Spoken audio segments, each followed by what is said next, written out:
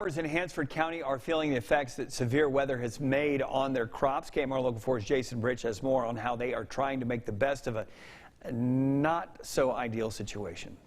May not be what we intended to have, but we still have something. A&M AgriLife agent for Hansford County, Matt Whiteley, says this year's severe weather has taken a toll on the county's farmers and their crops. We've had some hail and some straight line winds on 3 or 4 different occasions, and if guys seem to miss it the first time, it seemed to get them the second time. So, and I don't think anybody was completely isolated from the straight line winds. According to Whiteley, corn and cotton are the primary crops in Hansford County, and the wind and hail damage has hurt its production. I would say 50% has to either is completely wiped out, or they've had to transition from cutting it for grain, and now they're cutting it for silage, which is actually the whole corn plant from the base up.